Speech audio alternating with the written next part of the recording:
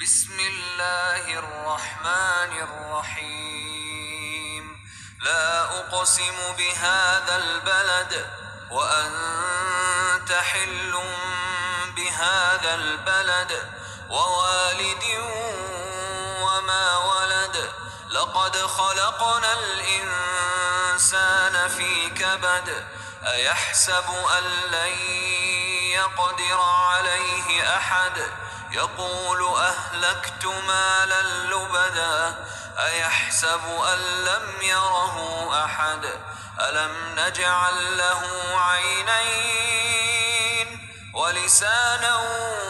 وشفتين وهديناه النجدين فلاقتحم العقبة وما أدراك ما العقبة فك رقبة أو إطعام في يوم ذي مسغبة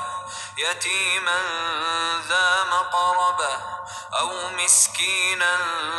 ذا متربة ثم كان من الذين آمنوا وتواصوا بالصبر وتواصوا بالمرحمة أولئك أصحاب الميمنة